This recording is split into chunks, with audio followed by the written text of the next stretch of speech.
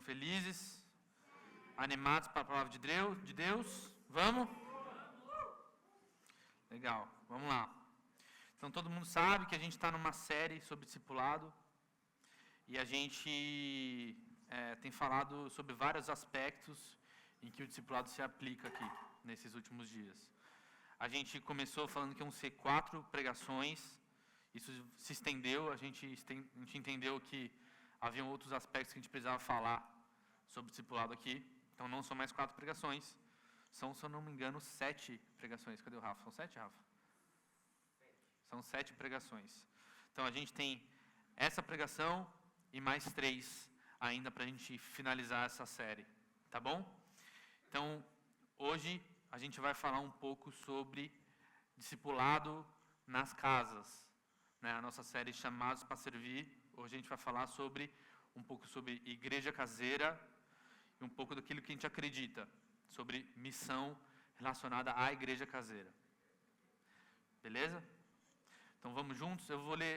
Nossa reflexão vai se basear principalmente em 2 textos. O primeiro texto que a gente vai se basear aqui é o texto de Atos 2. Eu queria que vocês abrissem comigo. Tá? Vamos lá. Atos 2, a gente vai ler do 42 até o 47.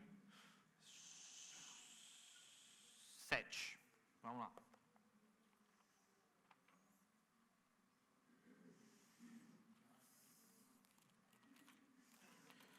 Todos acharam? Deu tempo para vocês acharem? Se não deu, vocês estão lendo pouco a Bíblia. Brincadeira. Vamos lá? Atos 2, 42, para a gente ganhar tempo, do 42 ao 47. Eles se dedicavam ao ensino dos apóstolos, e à comunhão, ao partir do pão e às orações. Todos estavam cheios de temor, e muitas maravilhas e sinais eram feitos pelos apóstolos. Os que criam mantinham-se unidos e tinham tudo em comum. Vendendo suas propriedades e bens, distribuíam a cada um conforme a sua necessidade. Todos os dias continuavam a reunir-se no pátio do templo, partiam o pão em suas casas e juntos participavam das refeições, com alegria e sinceridade de coração, louvando a Deus e tendo a simpatia de todo o povo. E o Senhor lhes acrescentava diariamente os que iam sendo salvos. Amém? Vamos orar juntos mais uma vez? Você pode fechar seus olhos?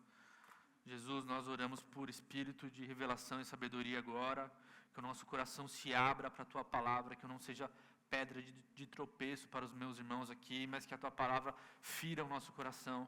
Nós sabemos que a Tua promessa é firme e fiel e que não há homem nenhum que pode atrapalhar ela.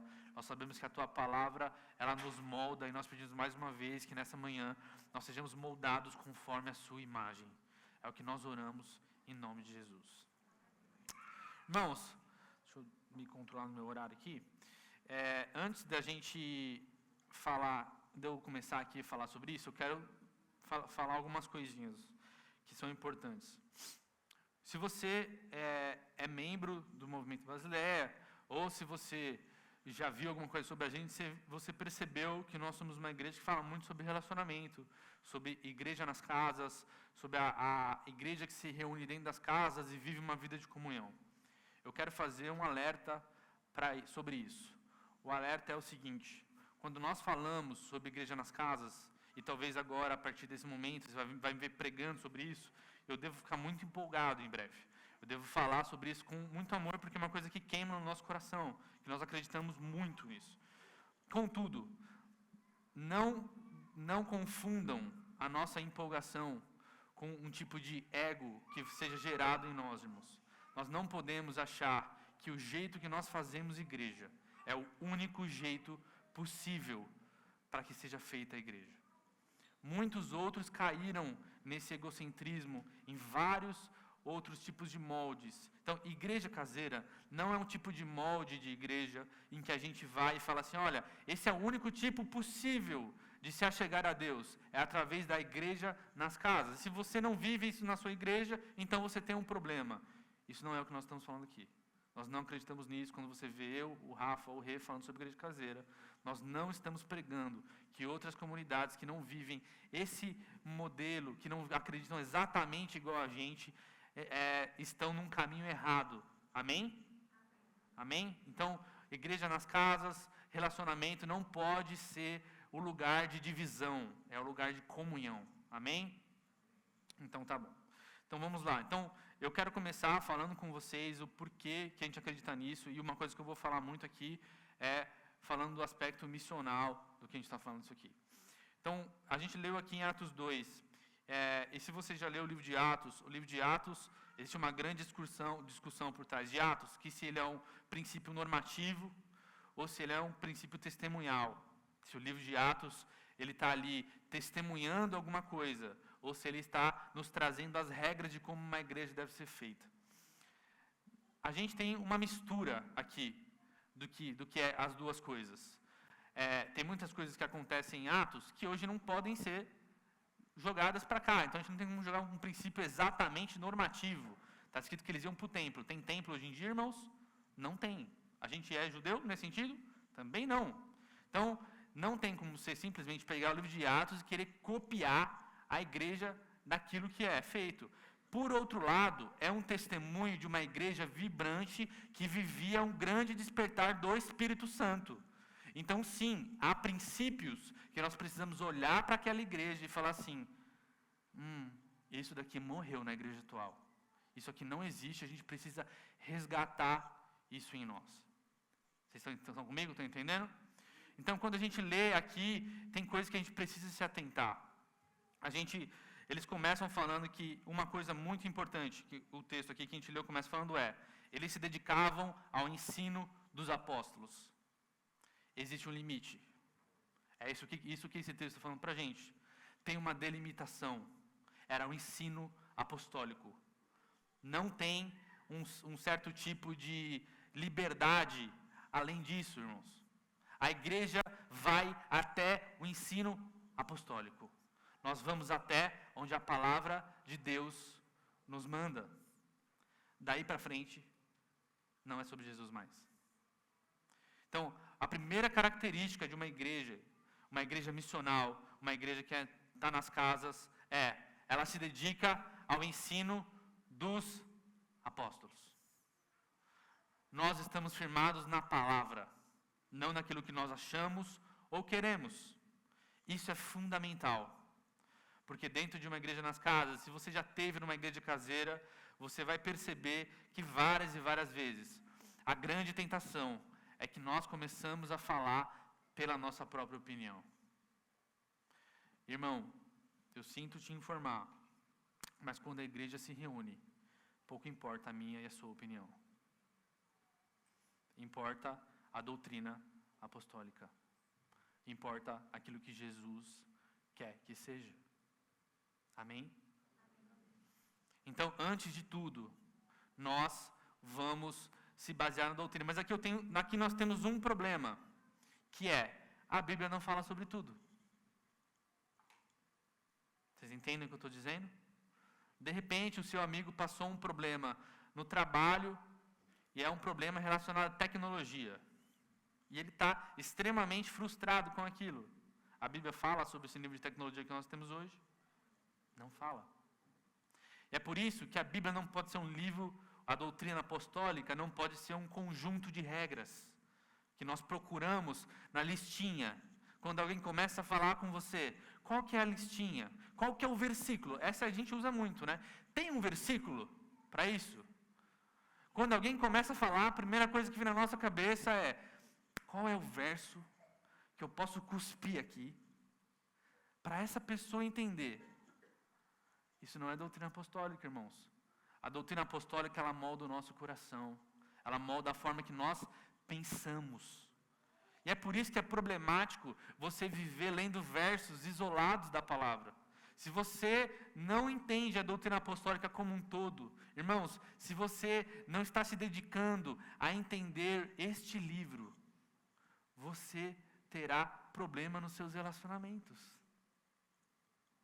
Entende? Então, a primeira característica que eu queria frisar com vocês o que é uma igreja nas casas? Uma igreja nas casas persevera na doutrina apostólica. Vamos continuar no texto. A segunda coisa que ele vai falar é o partir do pão e a comunhão. Comunhão e o partir do pão. Segunda característica de uma igreja viva, vibrante, a igreja de Atos. Tem um nome aqui que eu tinha colocado aqui, ó, Casas em Chamas. Legal, né? Aí o que eu estou dizendo para vocês? Comunhão e partir do pão. Irmãos, partir do pão eu vou deixar, que vamos aprofundar nisso já. Mas vamos tratar isso aqui como comunhão, tá? Não existe igreja nas casas, a gente vai aprofundar isso também já, de forma individualizada. Não tem como você viver igreja sem comungar, sem dividir aquilo que você tem. Pode ser o seu pão, mas também é a sua vida. E é mais do que isso.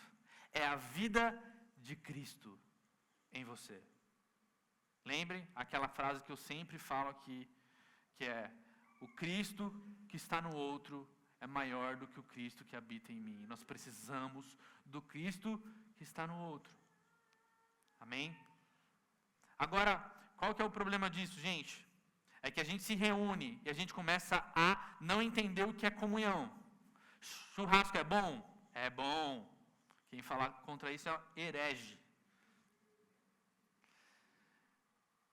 Mas nem sempre é comunhão. É bom, e eu acho super necessário para que a comunhão aconteça depois. Mas você está numa tarde de jogos, e eu adoro jogos. Tenho vários em casa. A gente faz isso muito.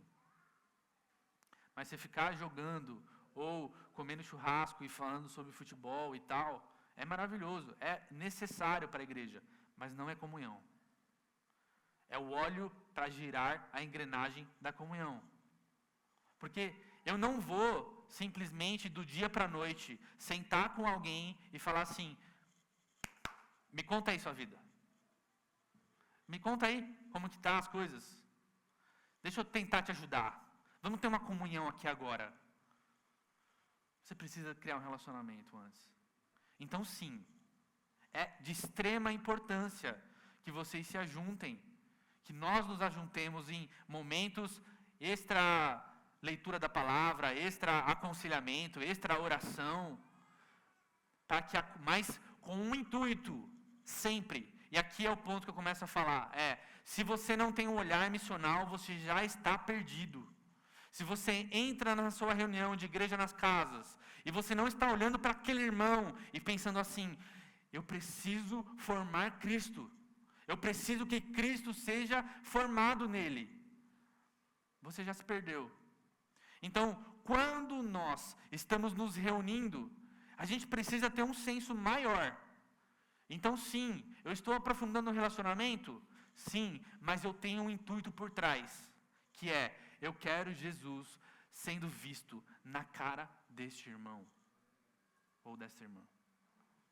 Então as coisas são intencionais a este ponto. Nós vivemos moldados para este lugar. E qual que é o grande problema? É que daqui a pouco a gente se apaixona pelos momentos de alegria que nós vivemos, esses momentos, e aí a gente não vai para o segundo passo, que é o mais importante: comunhão. Irmão, quantos relacionamentos rasos você já viveu? Quantas pessoas que frequentaram a sua casa durante anos e não tinham a mínima ideia do que você sentia de verdade no seu coração, das crises que você passava no seu casamento, das crises internas que você vive. Isso é comunhão. Então nós estamos aqui há um tempo já pregando: irmãos, a cura nos lugares profundos. E eu vou te dizer, comunhão dói. Comunhão nem sempre é uma coisa que você senta e é uma coisa bela. Às vezes machuca. Às vezes entra em lugares que nós não queremos. A comunhão, muitas vezes, nos tira dos lugares confortáveis. Mas se você foge disso, você não quer comunhão, irmão. Você quer aprovação. E a aprovação a gente já teve na cruz. através de Jesus. Você não precisa que o irmão fique te aprovando. Você precisa que ele comungue com você. Então, a segunda característica dessa igreja vibrante, que tinha um senso de missão muito grande, era: eles tinham comunhão. E aí, vai para o terceiro ponto. Todos estavam cheios de temor. A igreja primitiva, a igreja dos apóstolos, elas tinham temor a Deus. E esse é um assunto em que, nos dias atuais, é muito mal interpretado. A geração que vem aí, a geração de jovens, a minha geração, é uma geração que tem problema com temor, com esta palavra temor. Eles entendem que temor é algo ruim. A gente não teme quem a gente ama. Mas agora eu queria mergulhar com vocês nesse entendimento de temor. Temor a Deus não é medo de Deus. Temor a Deus tem a ver com a capacidade de enxergar a grandeza daquele a quem você responde.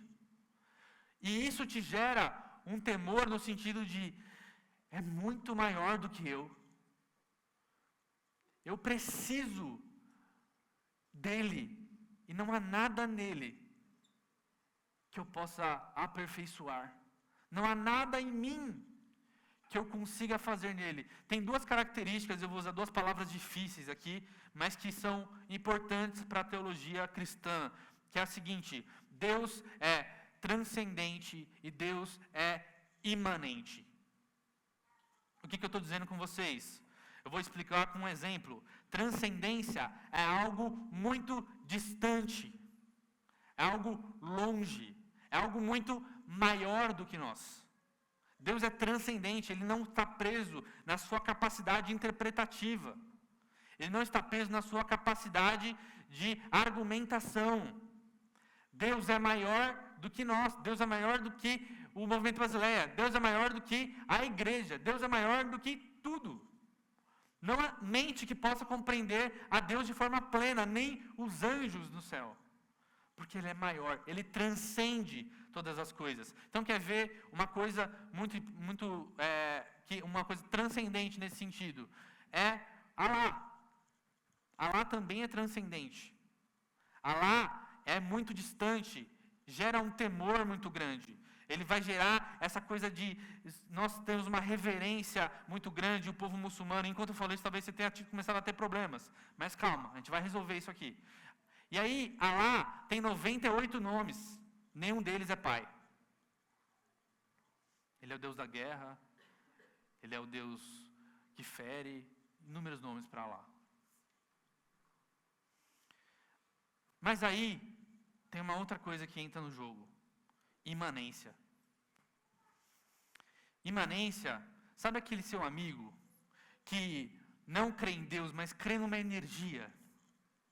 Ele crê numa coisa, assim, que ele fala assim: então, eu não acredito em Deus, mas eu acredito que tem uma energia, que ela cuida da natureza. Normalmente são vegetarianos esses irmãos. E aí, ela cuida da natureza, e ela cuida das coisas, e tudo mais, e eu sinto que é uma coisa, alguns chamam de diagnósticos, né, e tudo mais. Isso é imanência. Agora, tem uma coisa: não há nenhum outro Deus na história que é tão transcendente quanto é imanente. O nosso Deus é grandioso. Tem até uma musiquinha que eu canto para minha filha. Ele é grande, tão grande, mas cabe dentro do nosso coração. Ele é alto, muito alto, mas cabe dentro da gente. Essa é a beleza da encarnação. O Deus transcendente se fez imanente. E é por isso que agora nós não tememos como aqueles que estão longe, mas nós tememos como aqueles que viveram com Ele e viram a sua graça. mas nós temos reverência a Ele. Nós devemos ter reverência. Essa igreja, irmãos, ela está lá vivendo tudo isso, e eu já vou entrar depois na prática sobre isso. É que o que eu queria falar é que os versos seguintes, eles apontam para características externas. Você pode ver que vai falar sobre comunhão, sobre partir do pão, sobre temor, sobre ensino apostólico, e aí em seguida ele começa a falar, eles estavam no templo, muitos vinham, e Deus colocava pessoas, e eles estavam lá, e eles tinham tudo em comum, repartiam seus bens. Sabe isso que isso quer dizer? Que a igreja real aponta para fora. Era uma igreja nas casas? Partiam um pão nas suas casas? Sim. Mas que apontavam para fora. Igreja na casa não é um fim em si mesmo. Igreja na casa não é um lugar em que você se senta confortável semana após semana. E nada acontece. Se a nossa igreja na casa não está frutificando para fora dela mesma, nós estamos com algum problema. Pessoas têm que vir, tem que haver salvação para fora. Tem que ver um tipo de comunhão com os irmãos fora disso, eles tinham tudo em comum. Então tem uma característica na igreja, uma característica de evangelismo. Vocês estão entendendo? Isso aqui é missional. E é por isso que a gente fez propositalmente, e vocês deviam agora começar a entender. Eu comecei falando, discípulos fazem discípulos. Em seguida, o Rafa falou sobre igreja missional. Na semana seguinte, ou logo depois, o Rê falou sobre a missão dentro da família. Porque a gente precisa começar a abrir o nosso entendimento, igual o Rê falou aqui, que missão não é só ser perseguido no Oriente Médio.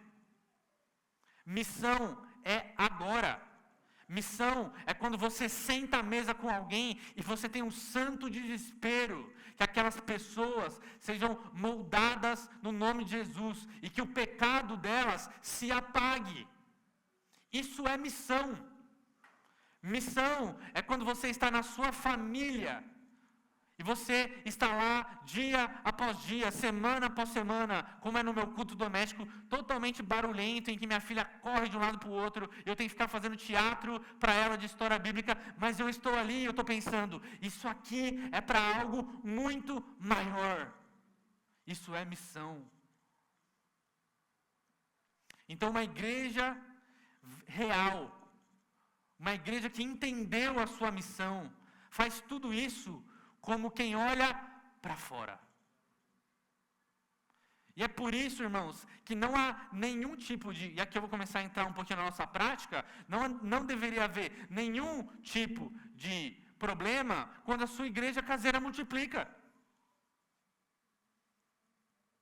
Porque você está olhando com um olhar missional, não um olhar de dependência. Amém? Discipular pessoas, gravem isso no nosso coração, não é trazer dependência delas para nós mesmos. Isso você não sabe o quê? Espírito do anticristo. Quem faz isso? Quem se coloca no lugar de Jesus não é digno de ser chamado de seu discípulo. Nós não fazemos discípulos para nós mesmos. Nós não estamos pregando aqui as nossas próprias opiniões. Nós não estamos aqui querendo que as pessoas dependam da gente. Nós estamos apontando para algo maior. Então você se reúne com seus irmãos e você aponta para algo maior. Mudaram as pessoas da sua mesa, você continua apontando para algo maior. Mas, Gai, e se eu criei um vínculo? E se eu fiz uma amizade? Ué, chama ele para tomar um café na sua casa. Conversa com ele durante a semana. Outro ponto importante. A gente fala sobre a igreja não é sobre reuniões. E você pode fazer isso com a igreja caseira. A igreja nas casas pode virar só mais uma reunião. Só mais um lugar em que nós nos reunimos e vamos embora e nada acontece e nada frutifica. E agora você não olha mais para a nuca do seu irmão, como a gente fala, mas agora você olha para a cara dele e o ignora. É a mesma coisa. Então, quando nós colocamos os irmãos uns à frente do outro, na mesa, não é com o intuito que você comece a saber se ele tem a pinta aqui, se ele, como é o jeito que ele fala. Não, é para que você o perceba de verdade.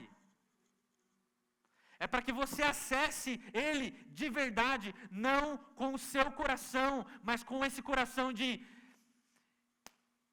eu vou formar Jesus nesse cara. Do que depender de mim, ele não peca. Amém? A vida de igreja é uma consequência direta daqueles que receberam o Evangelho. Esses homens estão fazendo isso depois do que, irmãos? Receberem o Espírito Santo. Falarem em línguas, 3.000 convertidos, toda aquela coisa. Aí nós temos, logo em seguida, como que esses homens cheios do Espírito vivem uma igreja vibrante. Então sabe qual que é o problema? Nós queremos viver uma igreja vibrante sem encher-nos do Espírito Santo. Não vai ter como. Você não vai conseguir despejar nada sobre o seu irmão, uma vez que você não teve vida com o Espírito Santo. Amém? Então, vamos entrar um pouco nisso, em 1 Coríntios 11. Vamos ler comigo aqui alguns versos. Deixa eu ver quais são os versos aqui que a gente vai ler.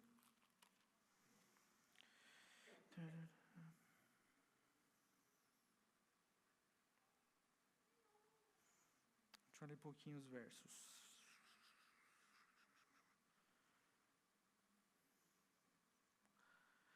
Tá, a gente vai ler do 17 até o 22. É isso. Entretanto, nisto que lhes vou dizer, não os elogio, pois as reuniões de vocês mais fazem mal do que bem. Em primeiro lugar, ouço que quando vocês se reúnem como igreja, há divisões entre vocês. E até certo ponto eu o creio, pois é necessário que haja divergências entre vocês para que sejam conhecidos quais dentre vocês são aprovados. Quando vocês se reúnem, não é para comer a ceia do Senhor, porque cada um come sua própria ceia, sem esperar pelos outros. Assim, enquanto um fica com fome, o outro se embriaga. Será que vocês não têm casa onde comer e beber? Ou desprezam a igreja de Deus e humilham os que nada têm? Que lhes direi, eu os elogiarei por isso? Certamente que não. Se você já leu 1 Coríntios em algum momento, você está percebendo que Paulo, ele está tratando um problema que é muito grave. Aliás, a igreja de Coríntios tinha muitos problemas. Mas o problema que ele está tratando aqui, no capítulo 11, é sobre divisão. Ele começa o capítulo falando sobre divisão na igreja. Sobre como adorar a Deus, como vocês vão adorar se vocês estão divididos. E aí logo em seguida, ele vai começar a falar do momento da ceia. E aqui é um ponto importante para a gente parar para refletir. Nossa reunião da igreja nas casas, irmãos. Quem é daqui já sabe, se você está nos visitando, eu posso te informar aqui que a gente não toma ceia nesse lugar. A gente não ceia aqui. A gente não parte o pão aqui, nesse âmbito. Porque a gente acredita que, para esse nível de discernimento que Paulo cita aqui em 1 Coríntios 11, a gente precisa de algo mais próximo. A igreja precisa viver algo mais íntimo para conseguir discernir o corpo de verdade. Mas eu quero levantar alguns alertas. Então, eu comecei em Atos falando do que é uma igreja, e aqui Paulo coloca coisas que não podem fazer parte da igreja. E o que me chama muito a atenção é que a primeira coisa que ele fala é: há divisões entre vocês. Uma igreja dividida é uma igreja que não subsiste. Irmão, se você tem um problema com seu irmão, você está causando um problema para os outros irmãos. O Espírito não vai fluir da mesma forma se você tiver um problema com o irmão na sua igreja caseira e isso for se arrastando. Digo além, se você tem um problema com alguém aqui nessa comunidade, você está com sérios problemas. Divisão é um problema grave para Deus. Jesus faz a sua última oração, e quando ele vai orar, ele não escolhe orar por poder, e eu creio no poder de Deus. Ele não escolhe orar por discernimento, e discernimento é super importante. Ele não escolhe orar para que nós ganhamos as nossas batalhas espirituais, e batalhas espirituais são reais. Ele escolhe orar por unidade. João 17. Eles conhecerão a mim e a ti, quando eles forem um. Unidade não é assunto secundário, pelo menos não nessa comunidade. Então, sim, uma igreja caseira não pode ter divisões. A segunda coisa que Paulo está falando aqui é individualidade. Cada um come o seu próprio alimento. Cada um faz o que quer. E aí ele é maravilhoso, né? Porque ele fala assim, por que vocês não ficam em casa, então? Para que vocês estão se reunindo? Por que tem reunião? Se você está individualmente pensando, se o seu pensamento é individual, não é coletivo. Ele não está falando só de alimento. Então eu quero trazer alguns alertas para como isso se dá hoje. Sabe aquela pessoa na sua igreja caseira, ou você, vamos olhar para nós mesmos, vai.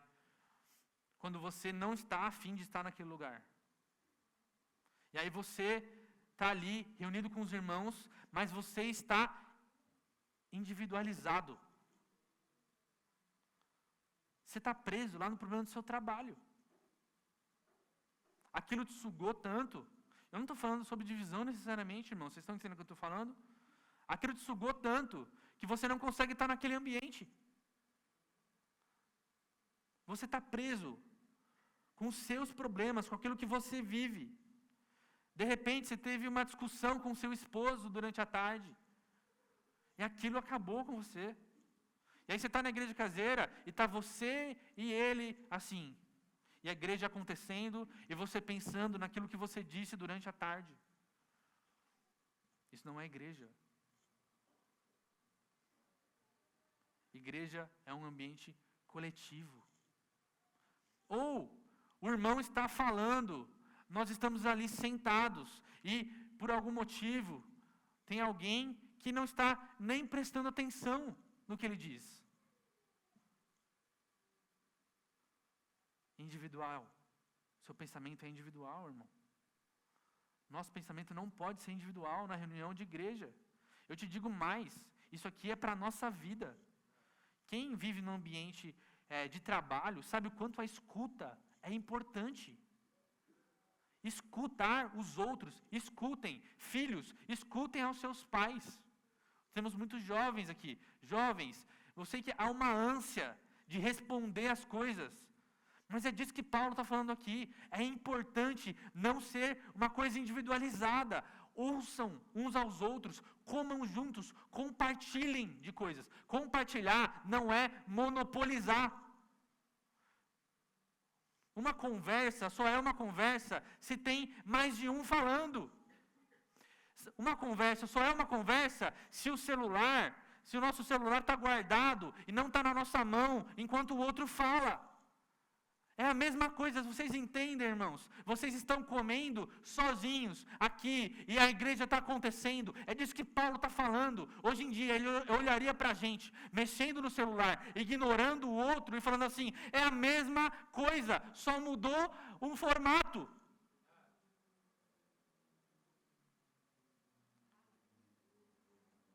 Então a gente tem que ter isso claro no nosso coração, que isso é sério. Por quê? Porque nós estamos diante dos irmãos com um pensamento missional. Agora é a hora, é o momento em que eu tenho aqui para despejar Cristo. Do que depender de mim, Cristo é glorificado nesse lugar. Do que depender de mim, Cristo é glorificado nessa conversa. Amém? Então sim, Paulo vai falar muito sobre a individualidade aqui no capítulo 11, como isso é um problema. E depois, ele coloca um ponto importante, que é o seguinte: se você não consegue discernir o corpo, se isso tudo que eu estou te falando gera um distanciamento e divisão do corpo, de forma que você não consegue discernir o corpo, você não é apto a tomar a ceia. Porque essa é uma realidade espiritual. Ele vai falar que pessoas ficam doentes e pessoas morrem, porque tomam a ceia de forma indigna. O verso diz, deixa eu pegar o verso para vocês não acharem que eu estou tirando isso da minha cabeça. Mesmo.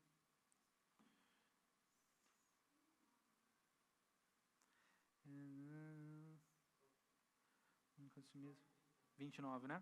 Pois quem come e bebe sem discernir o corpo do Senhor, come e bebe para a sua própria condenação. Por isso há entre vocês muitos fracos e doentes, e vários já dormiram. Irmão, eu vou te falar uma coisa, e aí a gente respeita todos os irmãos que pensam diferente. Mas olha, eu não consigo olhar para esse verso aqui, a gente não consegue, como comunidade, como liderança, aqui olhar para esse verso e pensar, a ceia é só um memorial. Não, cara. Paulo está falando que gente tomava a ceia do jeito errado, ficava doente e morria. Então não, crianças não tomam ceia na nossa teologia. Quem não converteu, não toma ceia, porque você não consegue discernir o corpo. Agora, quem tem um problema com o irmão, não deveria tomar ceia. Mas, God, não deveria tomar ceia de um lugar em que agora ficou confortável, eu não tomo a primeira vez, eu não tomo a segunda vez, eu não vou tomando, eu vou ter um monte de problema, eu fico sem tomar ceia e está tudo bem. Não, porque a ceia é a vida de Cristo em nós. E o bom de você estar num ambiente controlado e íntimo é que eu sei quando alguém não toma a ceia. Aí eu vejo a primeira vez. Tá bom, pode ter sido alguma coisa, ele brigou com a esposa às vezes. Mas me levanta um alerta. Na semana seguinte, essa mesma pessoa não ceiou de novo. Se eu vejo, irmãos, para mim não passa. Eu posso não perguntar na hora para não constranger o irmão ou a irmã, logo em seguida, o que está acontecendo? Porque nós temos um problema. Então vocês entendem que o molde de tipo de igreja que a gente está propondo aqui de viver é um lugar de desconforto. Você não consegue fingir. Não tem fingimento. E aí você vai na igreja caseira, e de repente você está há 3, 4 semanas e você não abre a boca. Você não despeja nada. Não tem vida de Jesus em você. O que acontece? Deveria. O irmão chega e fala assim, cara, eu estou percebendo que está faltando alguma coisa. Você precisa de ajuda em alguma área? Como que está a sua vida devocional? Tem acontecido alguma coisa? Não tem máscaras. É um ambiente em que não há máscara. Nós estamos próximos o bastante para viver isso. Voltando para o texto lá de Atos, uma coisa que a igreja caseira vive logo em seguida é prodígios e sinais. Então, o ambiente para você discipular os irmãos sobre isso, profetizar sobre eles, orar sobre eles, como está escrito lá, eles insistiam no que? No partir do pão, no comer, nas orações. Igreja caseira sem oração não é igreja. Oração é um dos pilares para a gente viver a igreja nas casas. Nós precisamos disso. Nós precisamos discipular os irmãos através da oração e através dos dons do Espírito Santo. Irmãos, nós cremos na atividade dos dons. Eu sei que tem muitos irmãos que foram feridos com isso. E a atividade dos dons espirituais não é quando você passa naquela igreja, em frente a lá, e tem o culto da profecia, o culto da libertação, o culto. Não é disso que a gente está falando. A gente está falando de algo saudável, de algo em que a Escritura fala que era a vida, era rotina. Então esses irmãos se reuniam e prodígios e sinais os acompanhavam. Então sabe o que deveria ter na gente? Isso me colocando totalmente nisso, um grande incômodo quando nada acontece.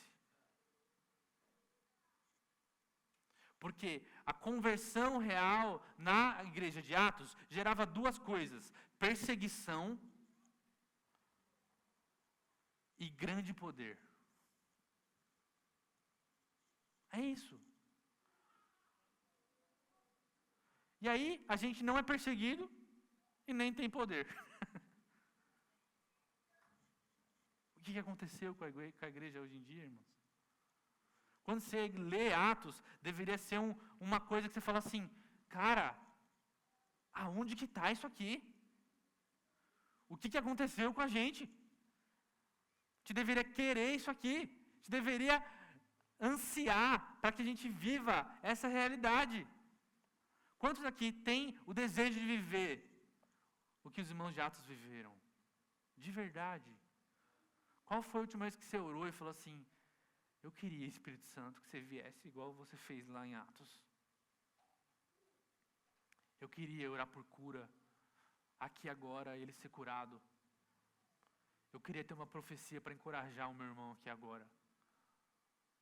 Qual foi a última vez que você esteve numa mesa e antes de pensar na resposta que você pode dar para o outro, você pensou, Espírito Santo, o que você quer falar para o outro? O que você quer fazer aqui?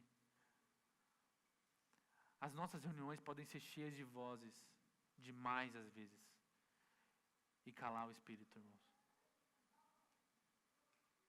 Tem muita voz e pouco ouvido. Nós precisamos ouvir o Espírito Santo. Nós precisamos caminhar para onde Ele está nos levando. Amém? Eu queria encerrar falando de prática.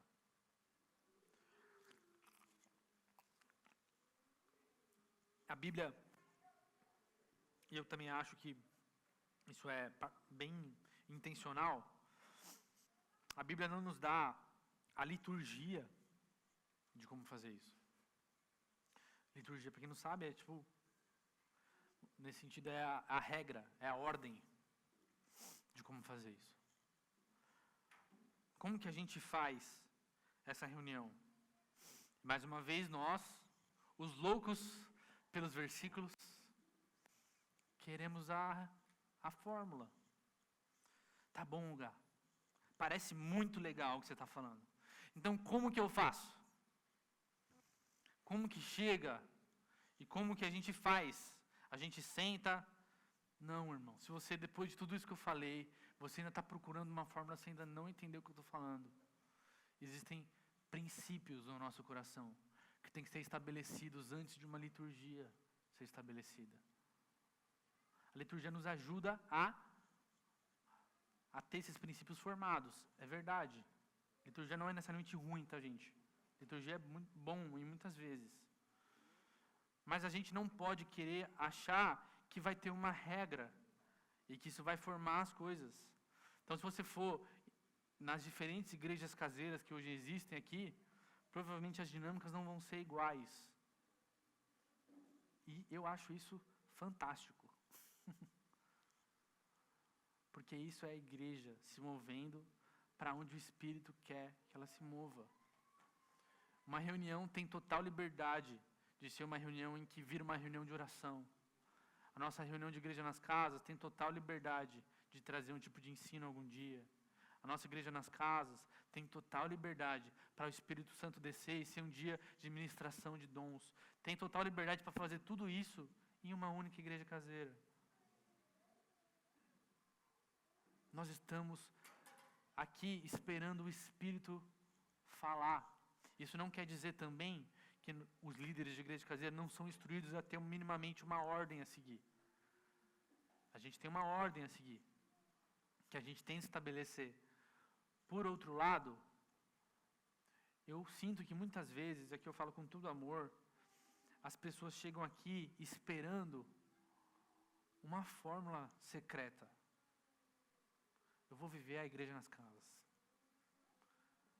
E aí quando ela está na primeira vez, na primeira reunião, ela percebe que é natural demais. É muito natural. Vão ter as reuniões que vão ser sobrenaturais. Mas vai ter a reunião em que teve só alguém que chorou, foi orar, oramos por ele, ele foi consolado. Isso não é bom demais, gente?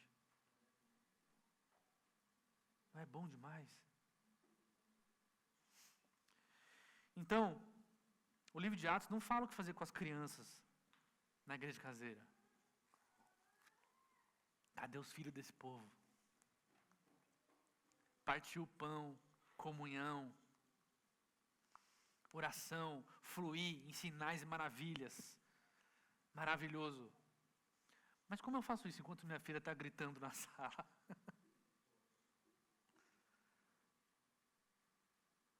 Isso são coisas que a gente vive hoje. Como que a gente faz, irmãos, quando a gente já não tem casas tão grandes? Tá todo mundo meio apertado, uma galera sentada no chão, outra galera sentada na mesa. Quando a gente está numa grande metrópole e a gente demora 1h30 de trânsito para chegar na igreja das casas. Vocês entendem? Que esse tipo de coisa a gente não vai encontrar aqui. Mas tem um princípio que a gente vai trazer. Então sim, vai chegar o momento em que as crianças vão ter que participar da mesa. Elas têm que sentar.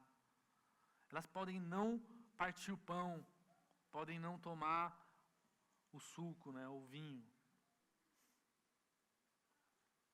Mas elas vão participar da vida da igreja. Eu queria falar com os pais aqui agora.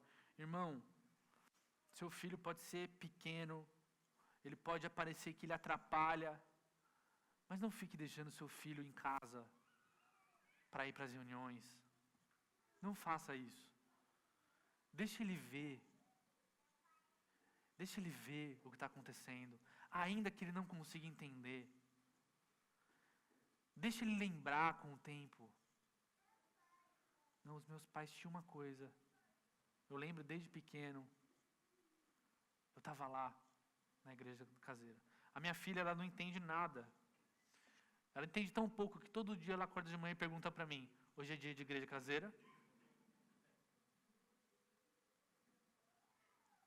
Isso é lindo, irmãos.